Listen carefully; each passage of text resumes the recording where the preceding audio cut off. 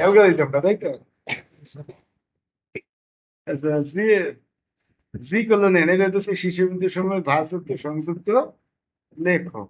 আর spelling tree যে tree আছে, এই যে এখানে কিছু কথা আগে বলা আছে, জি এর স্পেলিং ট্রি হলো এমন একটি স্পেলিং ট্রি যা মোট ভাগ হবে যতটা সম্ভব ক্ষুদ্র। আচ্ছা, এইটা হলো প্রোগ্রাম। প্রথমে এটা এই যে যেহেতু এখানে লঘিষ্ঠ বলছে তাই এখানে ক্ষুদ্র মান ধরতে হবে, তাই তো? তো প্রথমে এই যে ক্ষুদ্র মানে ট্রি সেটটা স্টার্ট জানো, তখন তো এটাতে কোনো দান নাই, না।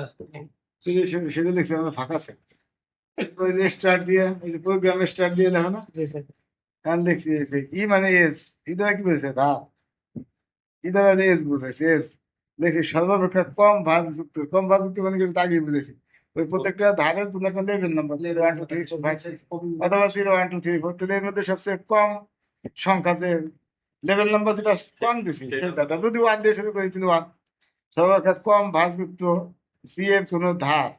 তো এর মধ্যে প্রথমে নেবো কোনটা, কম ভাঁজযুক্ত সি এর কোনো ধার। তার মধ্যে যদি ধারগুলো আমি এই যে এটার নাম দিই ওয়ান, এটার নাম দিই ওয়ান, এটার নাম দিই টু, এটার নাম দিই থ্রি।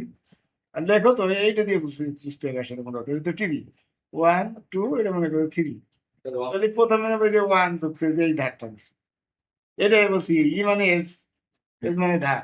এই ধারের ই, এস এর ই লিখছি। এই সেটের মধ্যে আমি প্রথম নিছি কোনটা, যেটা কম ভারযুক্ত ধার সেটা নিছি, তার মানে এই ধারটা নিছি। এটা ওয়ান আছে, এটা টু আছে, ঠিক আছে। তাহলে প্রথমে ওয়ানটা নিছি, কি কথা বলছো, জি স্যার। যে কোনো তাহলে দেখছি কম ভারযুক্ত কোনো ধার যার টু এর সাথে সংযুক্ত করলে কোনো সহজ সার্কিট উৎপন্ন হয়। কেন করছে কত, সহজ সার্কিট উৎপন্ন হয়েছে সেটা তো আর টিডি হবে না। সেটাই হবে, সেটাই কি হয়ে যাবে। টিডি কাকে বলে, যাতে সরল সার্কিট শর্ট সার্কিট উৎপন্ন হবে থাকবে না, না এবং ইয়েও থাকবে না, ফাঁসও থাকবে। পাশও থাকবে না। তাই কি বলছে সি এর আমরা এই ধারটা নেই, যা টি এর কোনো সরল সার্কিট উৎপন্ন হয় না। কারণ সরল সার্কিট উৎপন্ন করতে সেটা টিডি হবে না। তার মানে টিডির এই ধারটা আমি দিলাম প্রথমে, সেই কথাটা বলছি। আচ্ছা, এরপরে আবার দেখছি কি যে টি, টি মানতে যে স্পেলিং টিডি।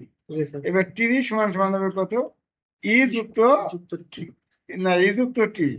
ই যুক্ত মানে ইর ভিতর থেকে প্রথমে এক নিছো, পরে দুই দিবা, পরে তিন দিবা, তাহলে এইভাবে এইগুলো যুক্ত, মানে টিডিটা হবে কত, এই যে বাহুগুলো যুক্ত যে কাঠামোটা এটি, তাই দেখছো যে টি হবে ই যুক্ত টি, মানে ই যুক্ত টিডি।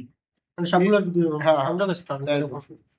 আর তারপরে শেষে ব্র্যাকেট একটু না লিখলে হয়, ওই যে শুধু শেষ দাও না, স্টার্ট স্টার্ট, ওই যে সেই জি স্যার, ঠিক আছে। কি কথা বলছেন, টি হলো যে লঘিষ্ঠ স্পেলিং। ঠিক। শেষ।